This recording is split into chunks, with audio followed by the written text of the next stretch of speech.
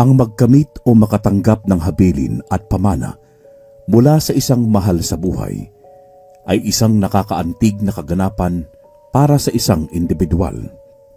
Lalong-lalo na kung malapit ito sa taong yumao. Ngunit batid natin na hindi sa lahat ng oras, lahat ng mga individual o miyembro ng pamilya ay may kaparehong isipan at prinsipyo. Dahil masakit bang aminin, marami sa ating mga kapwa-tao ang nilamon na sa pag-asam ng yaman at kaginhawaan sa buhay, na kahit pa ang pagmamalasakit at totoong pag-aalala sa iba ay nakalimutan na. Ating tunghayan ang kwentong handog natin sa araw na ito. Kwento ito ni Gerardo, naganap sa isang baryong sakop ng Quezon, taong 1971.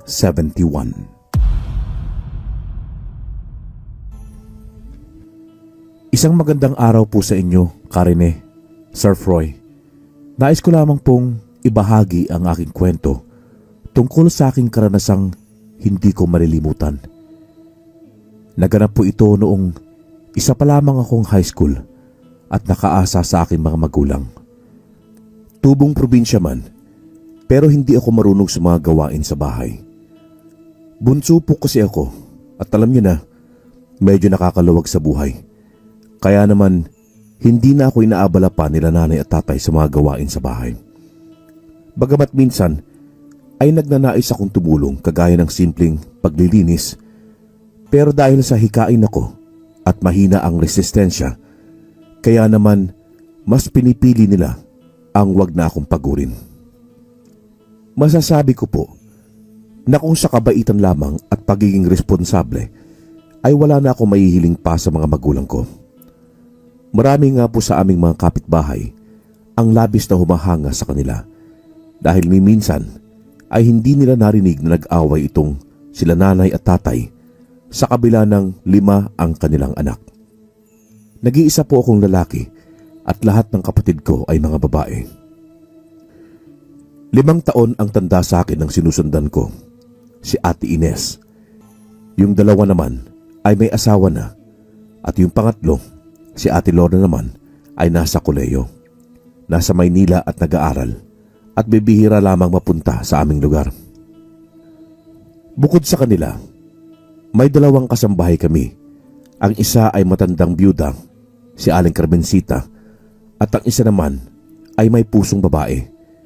Isa po siyang bakla, si Ate Doray. Madalas nga po ay ito ang napagkakatuwaan namin dahil sa galit na galit siya kapag tinatawag siya ni Aling Carmencita na Ricardo. Dahil nga sa Doray nga daw ang pangalan niya. Mula pa siya sa Kabisayaan at napadpad lamang sa aming bayan dahil na rin sa paghahanap niya ng trabaho. Maalam itong si Ate Doray pagdating sa maraming pamahiin at mga paniniwalang mula pa sa mga matatanda. Kaya naman palaging sa kanya nagtatanong sila nanay at tatay tungkol sa mga dapat gawin sa tuwing nagkakasakit kami sa bahay. Alam niyo naman po siguro noong araw, mapapaniwalain sa mga engkanto at mga nilalang na hindi nakikita ang mga tao. Isang araw, abala ang lahat sa bahay. Kaarawan kasi ni tatay at inimbita niya ang mga kamag-anakan namin at mga malalapit na kaibigan. Doray, isama mo na itong si Gerardo at bumili kayo ng mga maiinom natin mamayang hapon na. Medyo madami ang inaasahan natin mga bisita. Kaya mas maigi ang makakapaghanda tayo ng sobra kaysa naman kapusin tayo. Magpasama na lamang kayo kay Mang Pablo para maipagmaneho kayo. Sige po kuya. Bibili na din ako ng tinapay at wala na yata ang nabili sila ate at Aling Carmencita eh. Nakaligtaan nilang dumaan sa panaderya. Oh, Gerardo, magbihis ka na. Ang asim-asim mo na sa kakalaro ng basketball. Sige na, hintayin kita sa labas. Huwag mo kalimutan yung binigay ko sa yung habak ha. Nako, lapitin ka pa naman. Bakit ba kasi batiin at lapitin ako ng mga sakit at inkanto, Ate Doray? May problema pa sa akin? Kaya madalas akong mapansin ng mga sinasabi mong engkanto at mga nanguusog. Alam mo kasi sa amin, paniniwala ng matatanda na nagiging batiin lamang ang isang tao kung mahina ang dungan nito o di kaya naman ay bukas ang ikatlong mata. Maaring isa doon ang dahilan kaya huwag mong kakalimutan ang habak sa tuwing lalabas ka ha. Lalo na mamaya, madaming bisita dito sa bahay. Huwag na huwag mong aalisin sa katawan mo. Malinaw ba? Sige na. Tama na yung mga kwentuhan nyo. At baka naman nabutin pa kayo ng hapon sa bayan. Gerardo, sige na. Gawin mo na yung sinasabi ng Ate Doray mo. Kung may ipapabili ka, sabihin mo lang sa kanya na may isama na din. Opo, Itay. Sige na po, maliligo na ako. Tugon ko pa dito sa 2 ng araw na yon. Ang totoo niyan kasi, nasisigurado kong sa tindahan na naman ng natitipuhan kong dalaga ang tungo nitong si Ate Doray dahil sa naroroong bantay ang kapatid ng kamag-aral kong si Angelina, si Kuya Cardo, na alam kong pinagpapantasyahan nitong si Ate Doray. Ilang saglit lamang ay nasa daan na kaming papunta sa palengke sa bayan. Wala si Mang Pablo at nautusan ni Nanay, kaya naman tricycle ang nasakyan namin. Ikaw ha, huwag mo ko ibubuking mamaya sa tindahan nila Cardo. Yan pa naman bunganga mo, walang preno. Sige ka, pag pinahamak mo ko, baka madras ang dila ko at masabi ko kay Angelina ang pagkagusto mo sa kanya. Ate Doray, wala naman ako pakialam sa love life mo eh. Basta wag mo lang pakialaman yung tungkol kay Angelina. Baka mamaya, iwasan pa niya ako sa eskwelahan namin. Naku, lagot ka talaga. Pag malaman nila tatay na naghahatid ka ng lutong ulam kay Kuya Cardo. Bigla-bigla na lamang natahimik si Ate Doray at kinalapit ako. Nang tignan ko naman ang inginunguso niya, nakita ko doon ang isang matandang lalaking kuba at marahang naglalakad papasalubong sa amin. Nasa gilid ito ng daan at tila bang sa pakiwari ko ay may kinakausap gayong mag-isa lamang siya. Tahimik kami, maging ang driver ng tricycle, hanggang sa makalampas kami dito sa matanda. Dito pa lamang nag-umpisang muling magsalita si Ate Doray. Madalas kong makita yung matandang yon na naglalakad dito, pero walang nakakaalam kung saan siya nakatira. Ikaw ba, Manong? Kilala mo ba ang matandang yon? At saka, saan ba mo uuwi? Bakit palagi naglalakad siya galing dyan sa may sementeryo sa ganitong oras? Nakakatakot naman. Nakaw, hindi ko din kilala matandang yan at wala akong balak na kilalanin. Nako, alam niyo ba? Nausog diwa muna na matandang yun isa sa mga anak ng kumpare ko. Nakasalubong kasi nila yan yung noong nagdaang Marso yata yun. Ayun, ilang linggong may sakit yung anak niya at ilang albularyo ang nilapitan bago mapagaling. Matindi ang usog ng matandang yan. Kaya kung ako sa inyo, kapag nakita niyo yan sa daan, ay umuiwas na kayo. O kaya pumasok kayo sa bahay na malapit at palampasin niyo muna ang paglalakad niya. Wag na wag yung tangkaing salubungin yon. Dahil oras na tamahan kayo ng usog niya, nakaw, hindi nyo gugustuhin. Bangungot! Kita mo yung anak ng kumpare ko, nabaliw dahil doon. Naku, grabe naman po yan, Manong. Nausog lang, nabaliw na. Huwag niyo po sanang isipin na nanguhusga ako ha. Pero di kaya may ibang ginawa yung anak ng kumpare nyo. Baka naman napapabarkada, alak, at saka alam nyo na, bawal na gamot. Ay nako, Gerardo, totoo yung sinasabi ni Manong. May ilang insidente ng pagkakausog na nauuwi sa pagkabaliw. Minsan pa nga kamatayan eh. Kaya hindi mo dapat na ipagsawalang bahala ang ganyan. Kahit doon sa probinsya namin, meron nang namatay sa usog no. Mabait na bata ang bunso ng kumpare ko. Katuwang ng mga magulang niya sa pagtatrabaho at pagtataguyod sa mga kapatid nito. Kilala ko yun, bata pa siya. Pero natitiyak kong walang ibang dahilan ng pagkabaliw niya kundi ang pagkakausog sa kanya. Pero wala namang magawa mga magulang niya. Wala namang batas kontra sa usog at mga pangkukulam. Bahagya akong napaisip sa mga sinabi nila Ate Doray at ng tricycle driver. Dahil kung totoo nga yun, sobrang nakakatakot po talaga. Isipin nyo, kayang pumatay ng usog. Pero hindi mo maaring idemanda o kasuhan ang may gawa nito. Kasi walang batas ukol dito, di ba? Pati nga sa mga aswang Wala namang batas na nagbabawal mang aswang. Yun ang nasa isipan ko. Nang di ko man lang naisip, ay bigla na lamang kusang lumingon ang ulo ko patalikod upang sulyapan ng matanda. Nangilabot ako nang makitang nakatitig itong pabalik sa akin. Napayuko na lamang ako at natahimik dahil sa takot. Tila ba narinig niyang pinag-uusapan naming tatlo at alam niyang tungkol ito sa kanya. Nakakatakot ang titig nito at tila ba nanilisik ang mga mata. Saglit ko lamang itong nasulyapan, pero tila ba tumatak sa utak ko ang itsura niya. Napahawak na lamang ako sa habak na tangan ko dahil dito. Napansin pa nga ni Ate Doray ang pamumutla ko at sinita ako.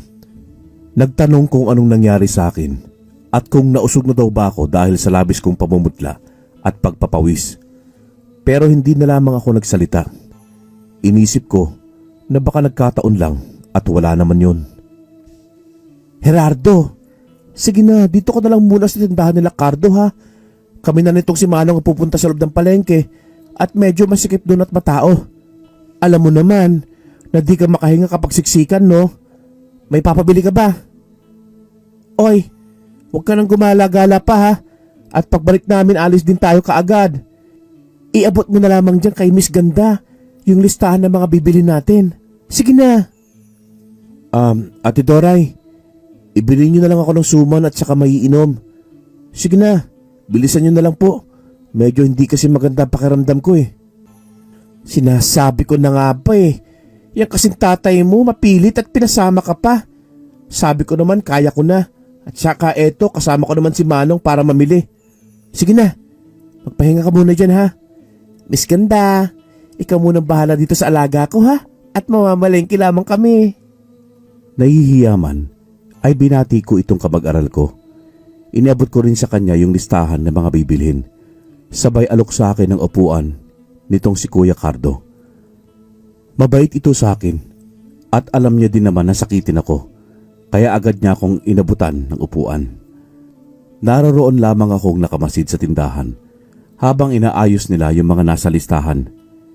Hindi ko maiwasan ang pagmasdan itong dalagang kamag-aral ko dahil nga sa walang kapares ang ganda niya at pagkamayumi. Nang walang kung ano-ano ay nilapitan ako nitong si Kuya Cardo. Hoy, Gerardo, matanong nga kita. Ikaw ba kilala mo yung matandang kanina pang nakatanaw mula doon sa kabilang kalsada? Kanina ko pa yung napapansin na pabalik-balik dito eh. Mukhang ikaw yata ang sadya. Di ba yan yung napapabalitang matandang mangkukulam na taga doon sa may likod ng bundok? Kuya Cardo, pwede ba akong pumasok muna sa tindahan nyo? Hindi ko kilala yung matanda at nakasalubong lang namin kanina noong papunta kami dito. Nakapagtatakang nasundan niya kami dito gayong nakasakay kami sa tricycle at naglalakad lamang siya. Isa pa, sa salungat na direksyon ang binabaybay niya noon. Sigurado ako doon. Ang mabuti pa siguro, pumasok ka na muna sa loob ng tindahan. Hantayin na lang natin ang pagbalik ni Doray. Isa pa parang hindi gagawa ng maganda ang matandang yan.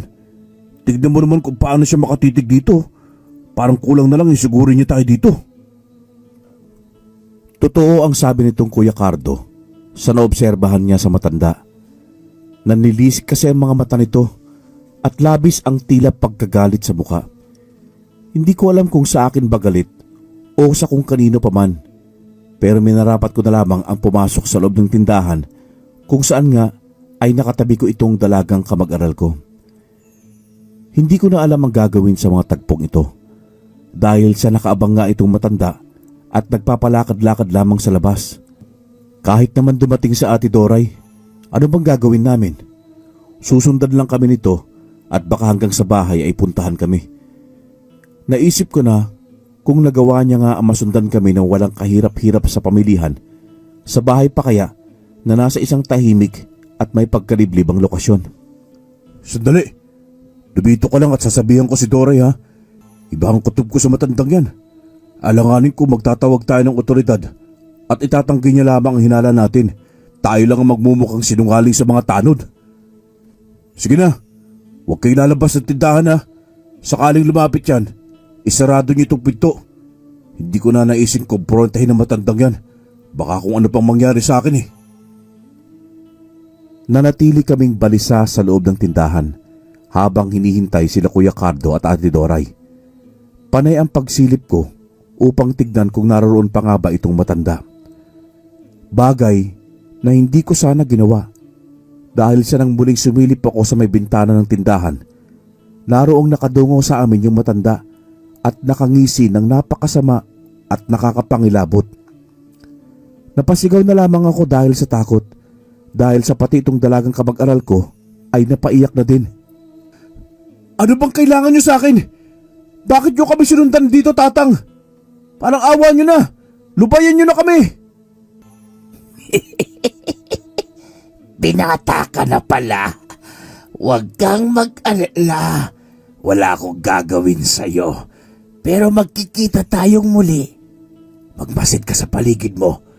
Maraming mata ang nakatingin sa'yo. Pakahawakan mo yung pangontra mo. Ano bang pinagsasabi nyo? Sino ba talaga kayo? Lubayan nyo na kami. Tumawag na ng pulis si Kuya Cardo. Siguradong papahuli ka niya sa kanila. Pagsisinungaling ko pa sa matanda. Ito ay sa pag-asang matakot siya at umalis. Niwala akong maintindihan sa mga sinasabi niya. Pero isa lang ang kumuha sa atensyon ko. Papaano niyang nalaman ang tungkol sa tangan kong habak? Gayong nakatago ito at walang nakakakita sino man. Isa pa'y, ano ang ibig niyang sabihin na may mga nagmamasid sa akin? Ito ba yung mga engkantong madalas na makabati sa akin at nagdudulot ng mga karamdaman ko? Hindi ko na lang namalayan na hinihika na pala ako at nanginginig. Taranta na itong kasama ko sa tindahan upang makahingi ng tulong. Hindi niya din kasi alam kung paano akong aagapan at noon niya lamang ako nakitang inatake ng hika. Diyos ko, Gerardo! Ano bang nangyayari sa'yo?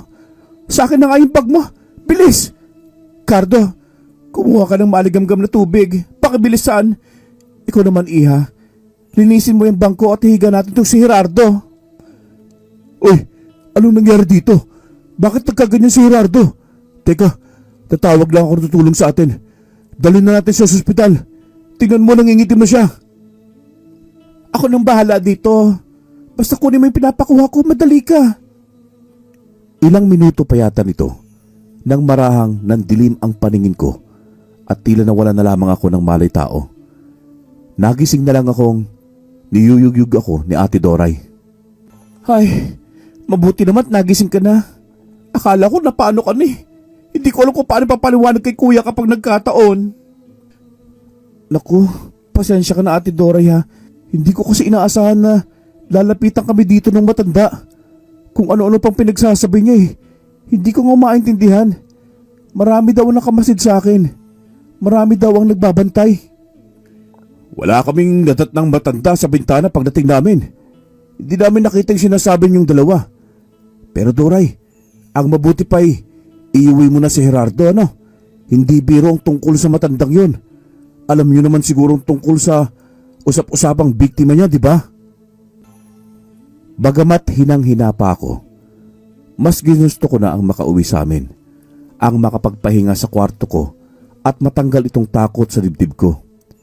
Hindi kasi mawala yung tsura ng matanda sa isipan ko. Alam niyo yung parang sa bawat pagpikit ko, biglang nakikita ko siya. Nairaos naman namin ng maayos ang kaarawan ni tatay. Nakiusap lang ako na wag nang ikukwento pa kila tatay ang nangyari sa akin. Kilala ko kasi si tatay. Alam kong hindi niya tatantanan at hahanapin niya itong matanda. Oras na malaman niyang pinag-initan ako nito. Kaya nanatiling sikreto ang lahat. Lumipas ang ilang araw at linggo na wala namang nangyari sa akin. Walang kakaiba at hindi na muli pang nagpakita yung matanda hanggang sa makalimutan ko na din ito. Isang araw, Gerardo, nandiyan ka na pala. Mabuti naman at maaga kang umuwi. Doray, inihanda mo na ba yung mga dadalhin natin? Opo kuya, nahanda ko na lahat. Hinihintay na lang natin si Mang Pablo at may pinabili pa si ate. Gerardo, sige na. Magbihis ka na. Magpalit ka na ng damit at pagdating ni Pablo, aalis na tayo. Teka lang, Tay. Aalis? Ano po bang nangyayari? Saan tayo pupunta? At saka, bakit parang ang dami natin mga dalang gamit, Tay? Pagbihis ka na. Mamaya ko nipapaliwanag sa'yo. Sige na, bago pa tayo gabihin sa daan. Ano ba yan? Bakit nagmamadali sila? Ate Doray, ano ba talagang nangyayari? May problema ba? Naguguluhan ako ng mga tagpong yun, Karine. Hindi ko malaman kung may problema ba kami. Bakit nagmamadali sila, tatay, at tila babalisa? Ngunit nang makasakay naman kami sa sasakyan, marahang nagkwento si tatay. Siguro naman ay natatandaan mo ang lolo Pancho mo. Kapatid ng lolo mo. Pinagawi ka na sa bahay niya noong maliit ka pa lamang. Opo, Tay. Siya po yung nagbigay sa akin ng kwintas na to, di ba?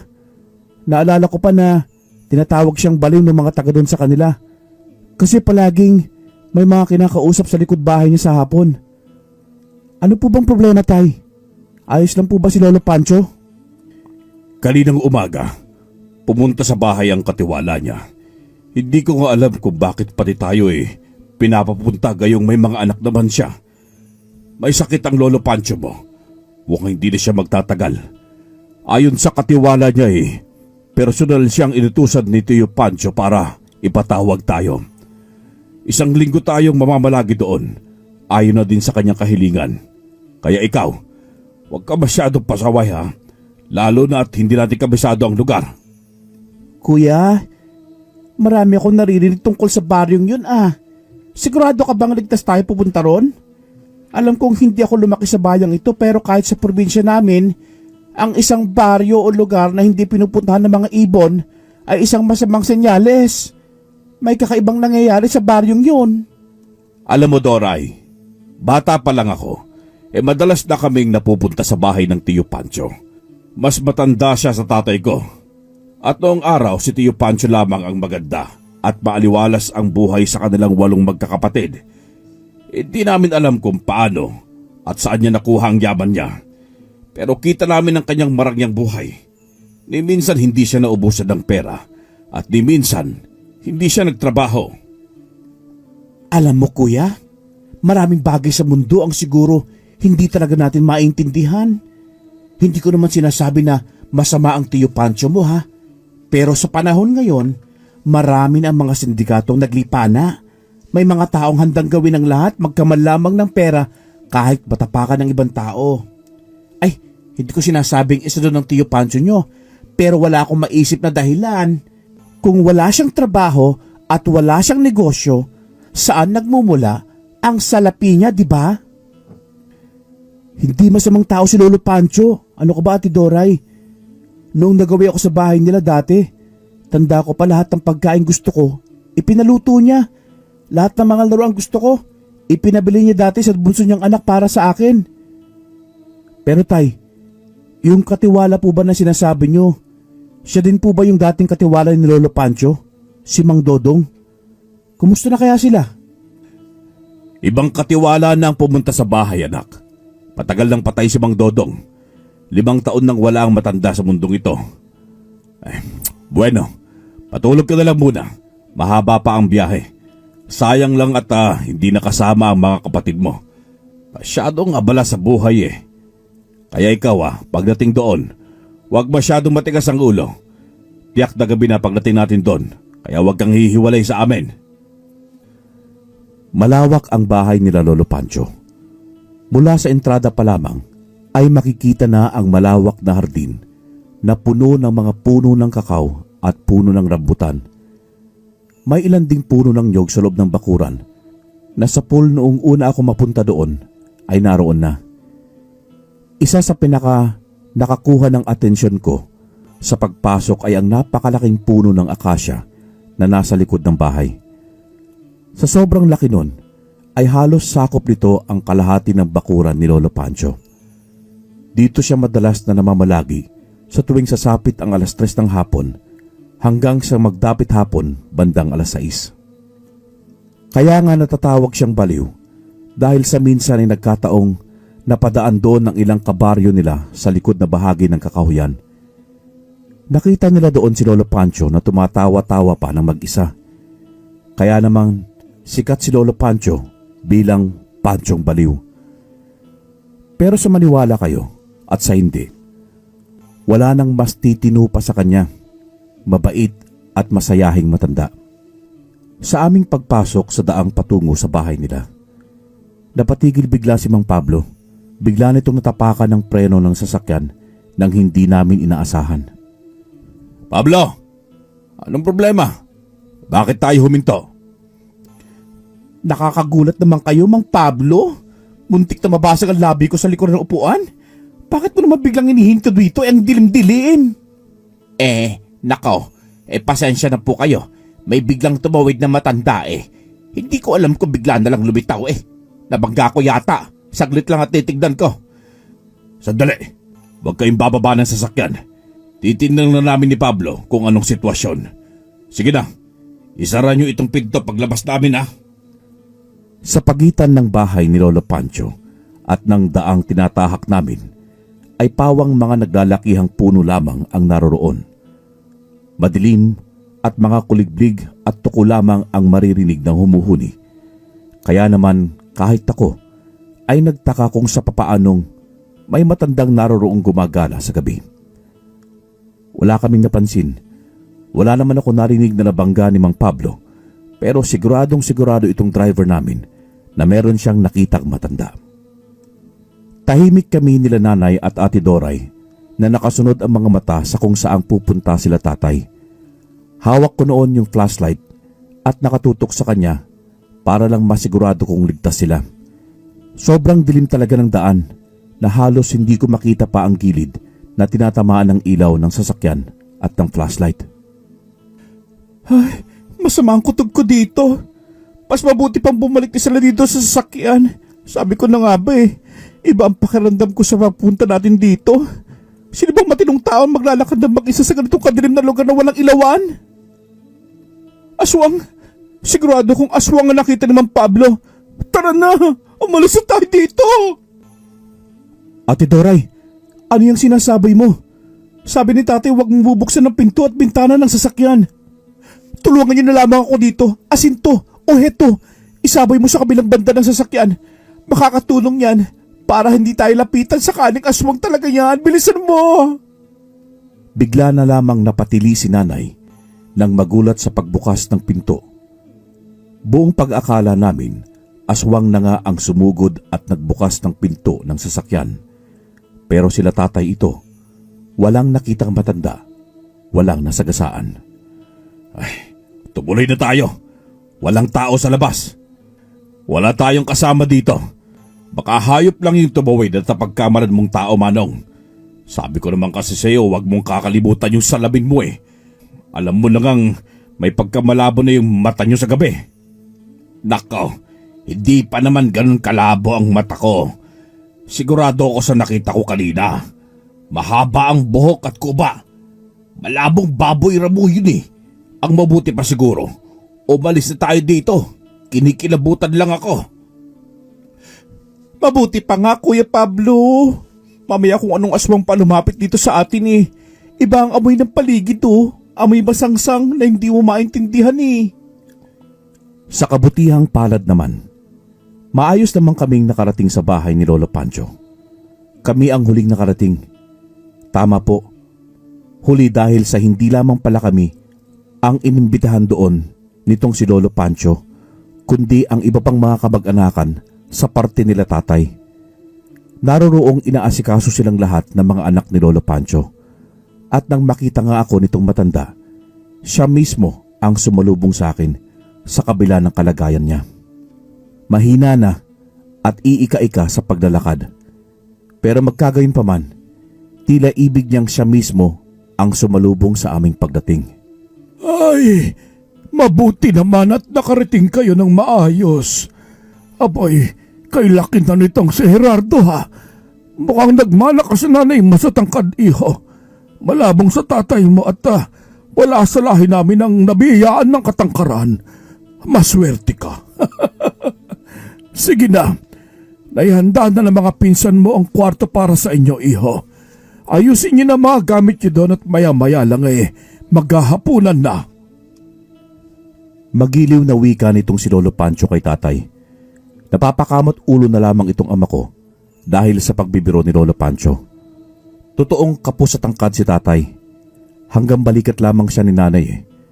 Pareho ni Lolo Pancho na halos kasing taas ko rin. Samantalang sa parte naman kasi nila nanay, akala mo mga basketball player at mga modelo dahil sa kanilang tangkad. Nang marinig ng lahat ang pagtawa ni Lolo Pancho, ay natigilan ng mga ito sa pag-uusap at napalingon lahat sa amin. Kasabay ng mga tila pilit na pagngiti. Mura pa man ang isipan ko, pero ramdam ko ang kakaibang bigat ng atmosfera sa loob ng malaking bahay ni Lolo Pancho. Mabuti na lang talaga at magaling magdala itong si Ate Doray at agad niyang naiba ang timpla ng lahat dahil sa mga biro nito. Maayos ang kwarto namin, malawak at madaming higaan na sapat sa aming grupo. Isa para kay nanay at tatay, isa para sa akin, at may higaan para kay Mang Pablo at Ate Doray. Kakaiba tong bahay ng Lolo Pancho mo, Gerardo ha? Ang lawak! Parang kung mag-isa ka maglalakad dito, baka maligaw ka pa sa laki. Ay, ilan ba sila nakatira dito? Huwag ka nang magtaka. Noon pa man ay mahilig na talaga sa malawak na lugar ang tiyo. Noon kasama pa niya dito ang mga anak niya. Pero ngayon, siya na lamang at ang mga katiwala niya sa bahay at sa niyugan niya. Bukas, Ate Doray, gala tayo sa niyugan nila Lolo. Makikita mo, ang ganda ng lugar. Tsaka, ang lalaki palagi ng buko nila dito Pagpakuha tayo bukas. Anong sinabi ko? Di ba ayokong gagala ka na naman sa kakahuyan? Nakalimutan mo na ba noong huli mong punta dito? Abay halos atakihin na sa puso ang nanay mo sa pag-aalala. 2 araw kang nawala. 2 araw naming sinuyod ng kakahuyan para lang mahanap kang nasa itaas ng isang malaking balete. Ang sabi nila tatay, totoong nangyari daw ito at nawala nga ako. Pero kahit anong sabihin ko at kahit pilitin ko silang paniwalain na wala talaga akong naalala. Ayaw nilang maniwala. Pero sa totoo talaga, ay blanko ang memorya ko sa mga nangyari sa akin noong tagpong yon. Pero nakalakihan ko na lamang ito at hindi ko na inabala pa ang sarili ko na piliting alalahanin ang tungkol dito. Dahil sa wala din naman itong direktang epekto sa pang-araw-araw kong buhay. Sumapit ang hapunan. Maingay sa hapagkainan. Halos mapuno ang mahabang lamesa dahil sa mga kamag-anak namin. Siyempre naroroon ang mga anak ni Lolo Pancho para magmasid at tumulong. Pero halos wala din naman silang masyadong kinakausap sa mga naroroon. Tila ba sumusunod lang sila sa kagustuhan ng tatay nila, pero mailap ang loob nila sa mga bisita ng kanilang ama. Hindi ko naman masisi yung iba kasi panay pera at mga utang ang pinag-uusapan. Yung iba naman, inuman at alak. Habang ang mga anak ni Lolo Pancho ay pawang mga profesional at mga matatagumpay na sa buhay. Hindi rin maaaring makaligtas sa tenga ko ang mga usapan at mga haka-haka nila kung bakit kami pinatawag. Isa sa mga pinsan ni tatay ang narinig ko na kaya pala kami pinatawag ni Lolo Pancho ay para mabigyan ng mana bago ito mamatay.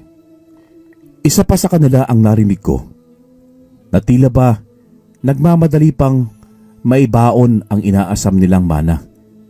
Hindi naman sa nagmamalinis po ako pero hindi kasi magandang isipin na parang mas habol pa nila yung kung ano mang makukuha nila kaysa sa isiping paano makakatulong para gumaling si Lolo Pancho. Ay, kumain na muna tayong lahat. Mahaba pa ang mga araw na magkakasama tayo dito. Kagaya ng alam nyo na, 1 linggo ang hiningi ko sa inyong lahat upang manatili dito sa aking simpleng bahay. Kaya ngayong gabi, magsaya muna tayo at maraming pagkain ang aking pinahanda.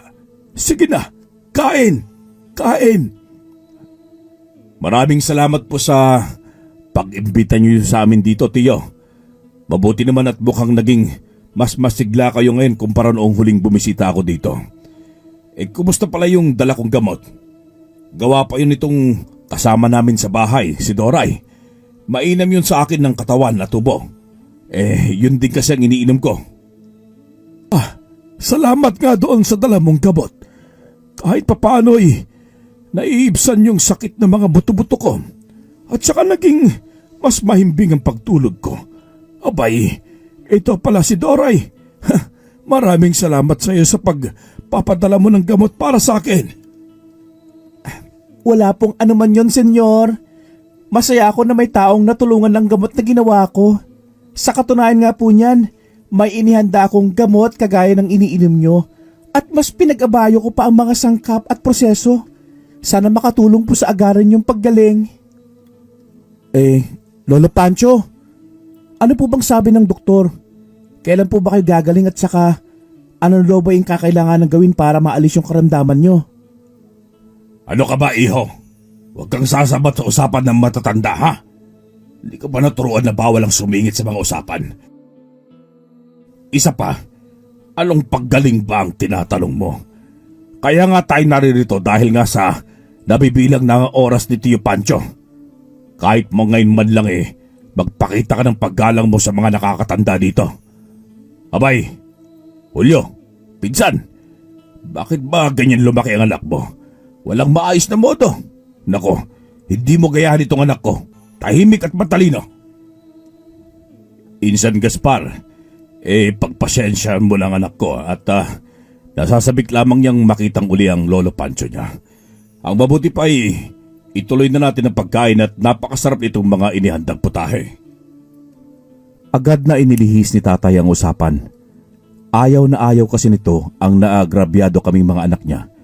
Pero siguro ay dahil na din sa naroon kami sa bahay ni Lolo Pancho, kaya ito nagtitimpi. Nagpatuloy na nga lang kami sa pagkain. Yung iba bulungan na lamang ang narinig ko. Alam kong medyo may mali din ako dahil sa bigla na lamang akong sumingit sa usapan nilang matatanda. Pero kasi hindi ko mapigilan na magtanong. Wala kasing ibang nag-iisip ng tungkol sa kagalingan ng Lolo Pancho at panay tungkol sa mamanahin lamang ang kanilang paksa. Natapos ang hapunan, kanya-kanya na pinagkakaabalahan ng lahat. Yung ilan sa kanila nasa may bakuran na at naglatag na mahabang lamesa para sa kanilang pag-iinom. Yung mga kababaihan naman nakakumpol sa sala at panay kwentuhan ng gawa. Sila tatay naman marahil dahil sa labis sa pagod ay nauna lang nagpunta sa kwarto para magpahinga. Pero ako, dahil sa buhay na buhay pa ang diwa ko, naroon akong nag-iikot-ikot lang sa kabahayan. Tinitignan ang mga malalaking banga at mga muebles na naroong mga nasa gilid ng pinto at mga bintana. Sa pakiwari ko pa ay mga antigo.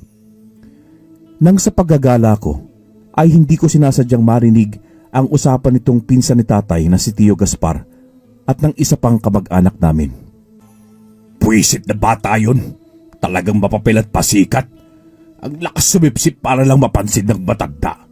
Sigurado kong tinuruan yun ng mga magulang niya para lang magpalakas sa matanda. Makikita niya. Gusto niya yatang maulit yung nangyari sa kanya nung bata siya.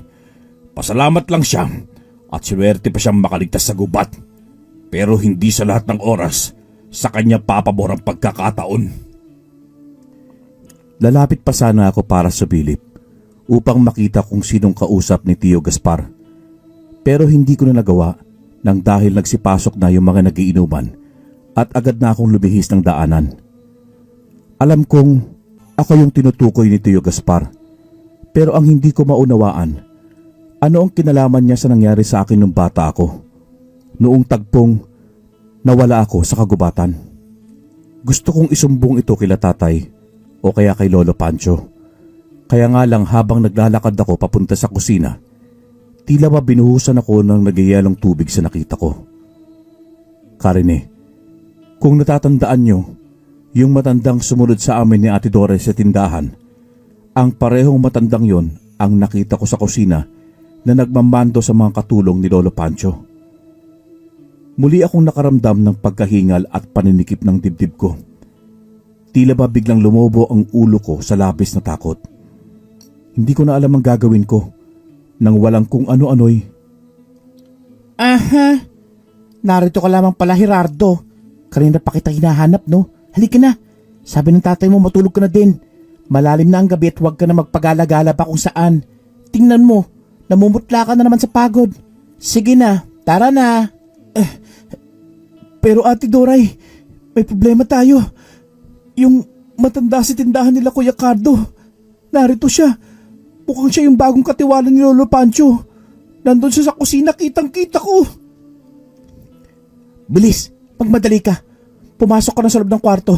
Ako nang bahalang tumingin na masigurado natin. Baka naman namalikmata ka lang.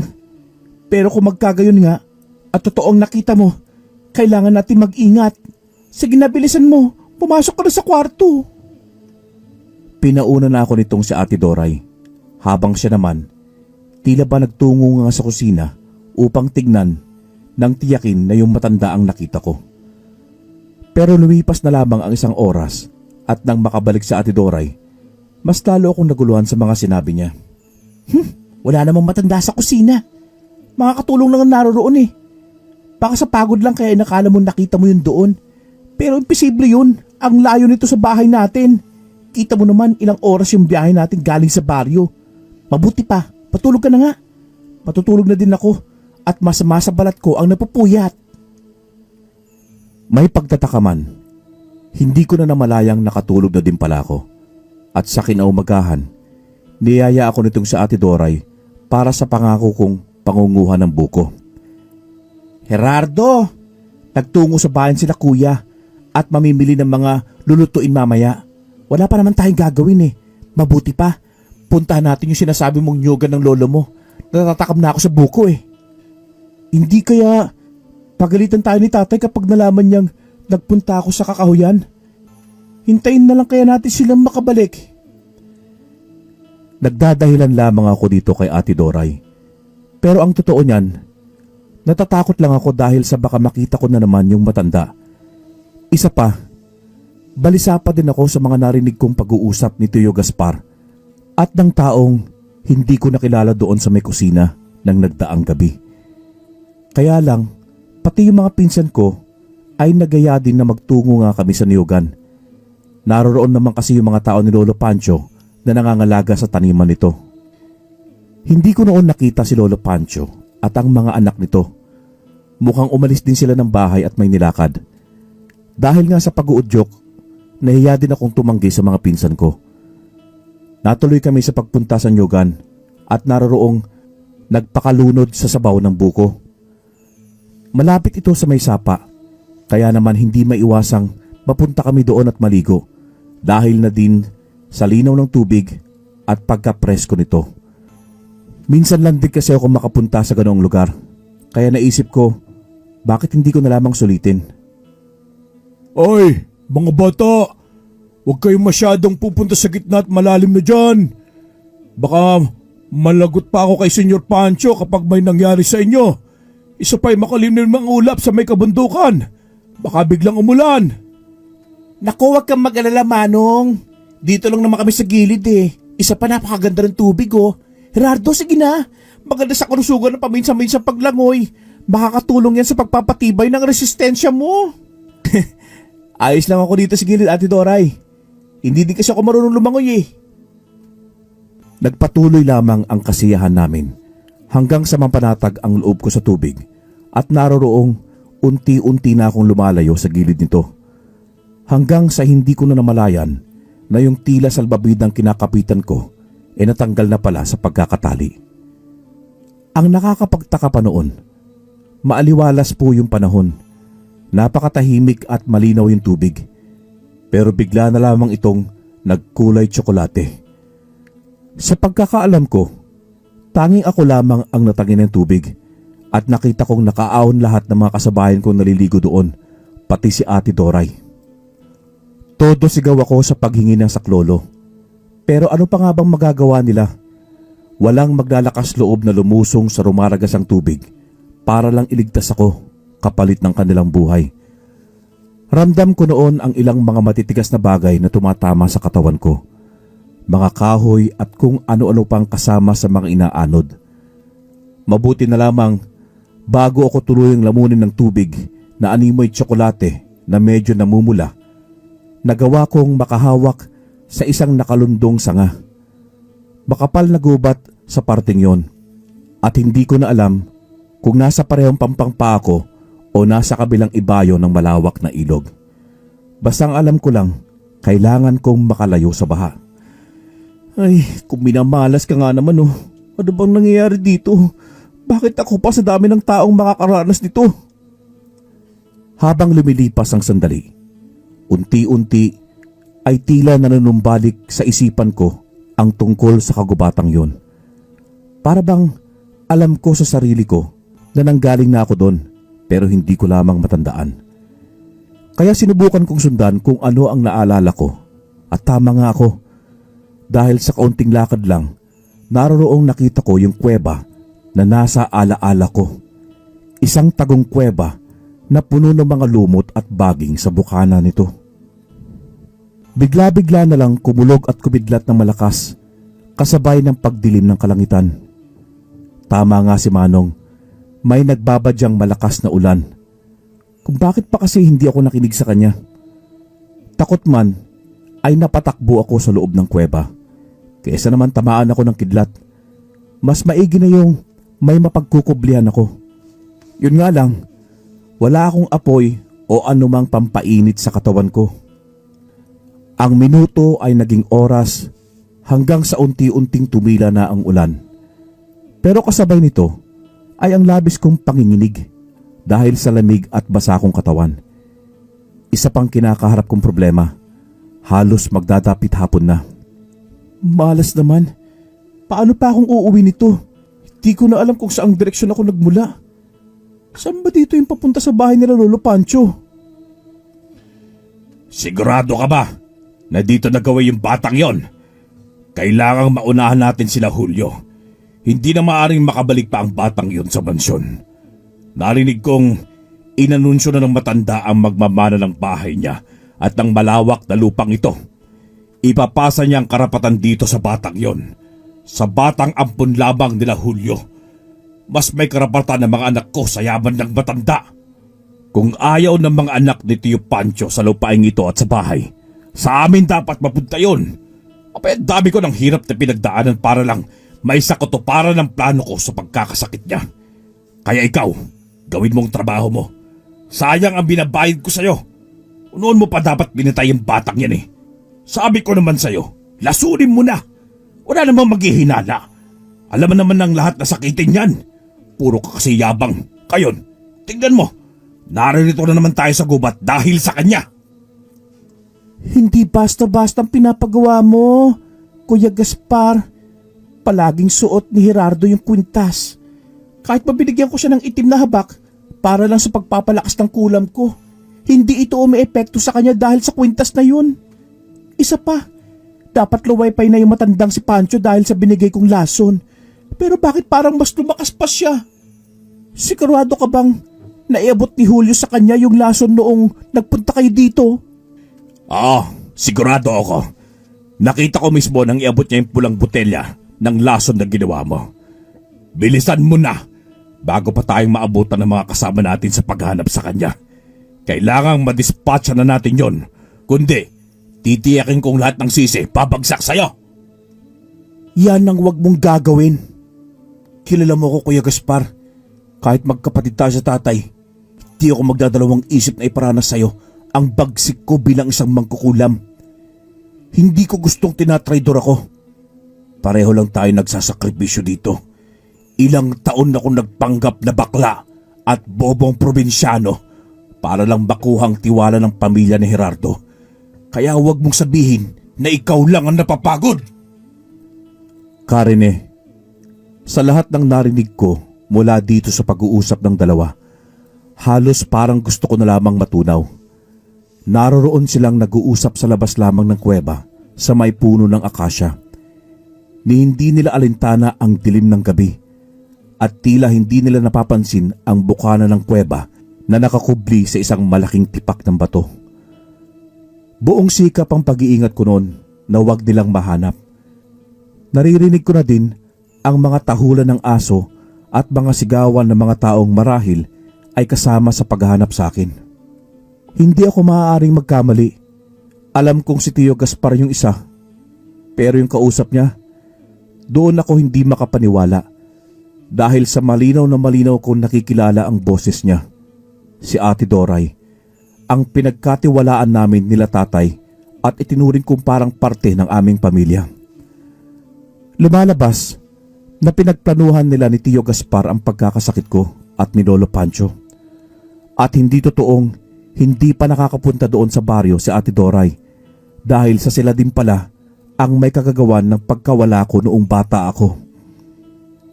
Sa kakaatras ko, hindi ko namalayan ang ahas na naroon sa paanan ko. Natapakan ko ito at agad akong natuklaw, dahilan para mapasigaw ako sa sakit at pagkagulat. Sabi ko na nga ba't naririto lang sa paligid ng kutong ito eh. Tignan mo nga naman. Pumapabor pa rin sa atin ang sitwasyon.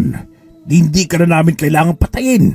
Sa kamandag pa lang ng ahas na yan eh, ilang saglit lang, siguradong babawiin ka na ng buhay. Ricardo, sige na, madali ka, tawagin mo na sila at sabihin mong natagpuan na natin si Gerardo. At sa kasamang palad, wala na itong buhay nang makita natin. Sige na! Mabuti na lang at tiyempong nung pag-ulan kanina, di mo man lang napansin na tinanggal ko yung tali ng salbabida mo? Napakahina mo talaga, Gerardo. Tapos na ang pagpapanggap ko at ang pagtsatsaga sa pamilya nyo. Saglit lang, Kuya Gaspar. Kailangan matiyak na natin ang kamatayan niya dito. Isang orasyon lang ang kailangan para sa agaran niyang pagkamatay. At sinong may sabi na maaari niyong gawin yun sa batang yan? Tama nga si Pancho. Kayong dalawa ang mga ulupong na unti-unting sumisira sa kanyang pamilya. Hindi siya nagkamali sa pagpapamatsyag niya sa inyo. Hindi na ako magtataka kung bakit gano'n na lamang ang proteksyong ibinibigay ng matanda sa batang yan. Teka, anong ibig sabihin nito? Teka, lumayo ka sa akin! Wag! Ricardo, tulungan mo ako dito! Ayoko pang mamatay! Kayo ang dahilan ng pagkamatay ng unang katiwala ni Pancho.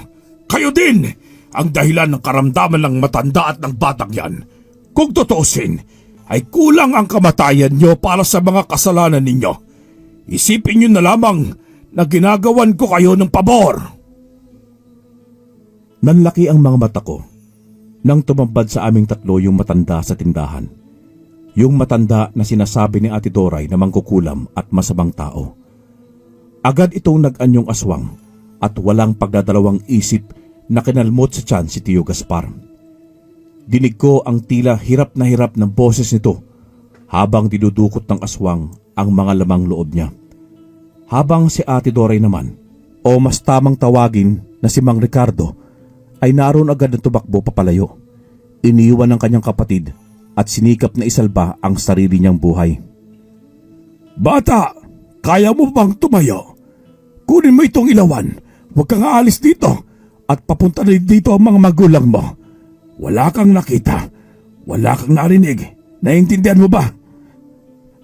Huwag niyo po akong sasaktan. Pangako, wala akong sasabihin kila tatay. Nang mga tagpong yon, ay hindi ko na mapigilan ang panginginig ng katawan ko. Tila ba kinukuryente ako dahil sa walang tigil kong pangangatog. Nag-angil lamang itong aswang. Nilapitan ako at siningot-singgot at pagkatapos bigla itong lumipad. Doon ko na narinig ang mga sigawan nila tatay. Kaya naman gumanti ako ng palahaw at paghingi ng tulong. Bago sila nakarating sa kung nasaan ako, saglit ako nakarinig ng pagsigaw na tila ba labis ang paghihirap. Mukhang naabutan ng aswang si Mang Ricardo kasabay ng pag-ululong ng mga aso. Gerardo! Anak!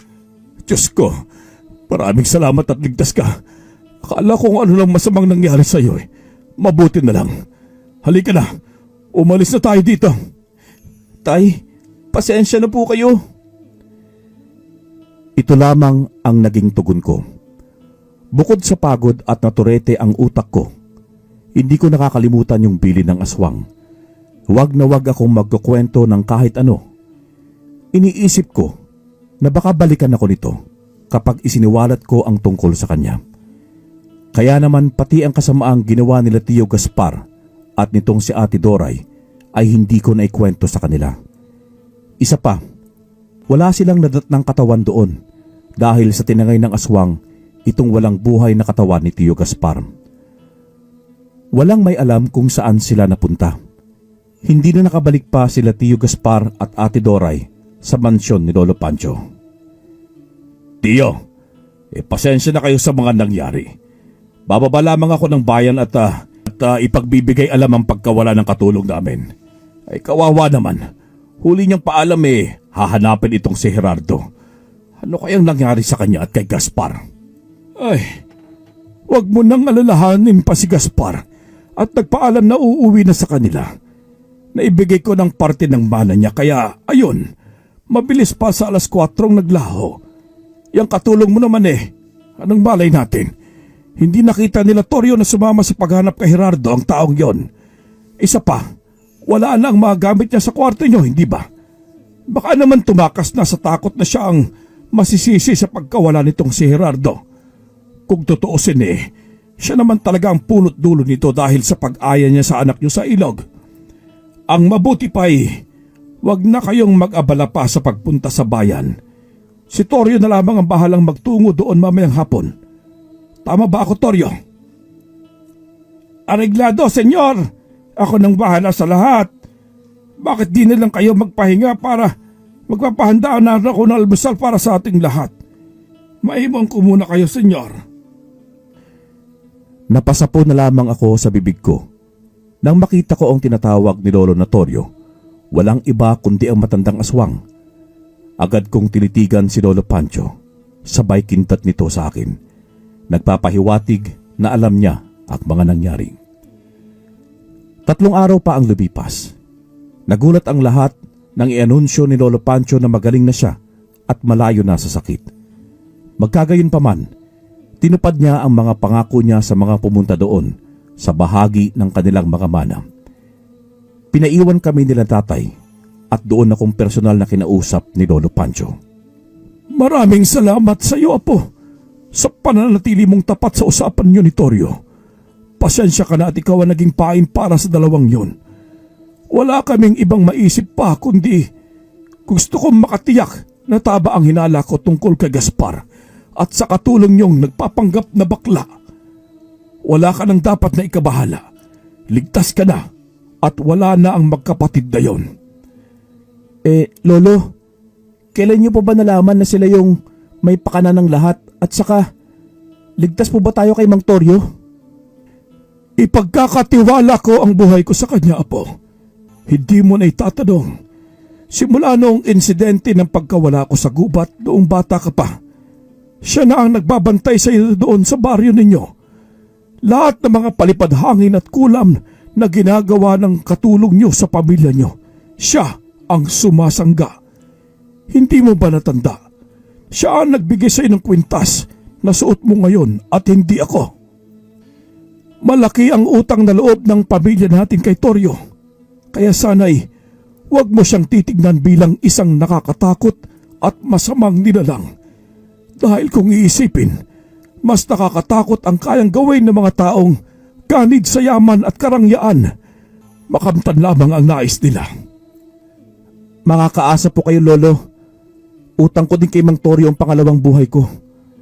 Hindi ko alam kung paano niya ginawa pero nawala na lang bigla yung kamandag ng ahas nung hawakan niya ako sa balikat at singhutin. Nanatiling lihim ang tungkol kay Mang Toryo o sa tunay niyang katauhan. Kagaya na din ng hiling ni Lolo Pancho. Pero ngayon ko na lamang naibahagi nang dahil wala na din naman po sila pareho. Tunay nga na sa buhay na ito, hindi lamang mga aswang at impakto ang dapat nakatakutan. Dahil sa mas nakakatakot ang mga bagay na kayang gawin ng isang ordinaryong tao na may maitim na budhi upang maisakatuparan lamang ang kanilang mga minimithi. Hanggang dito na lamang po ang aking kwento. Naway nasa mabuting kalagayan ng lahat habang pinapakinggan ito. Lubos na gumagalang, Gerardo. Wakas.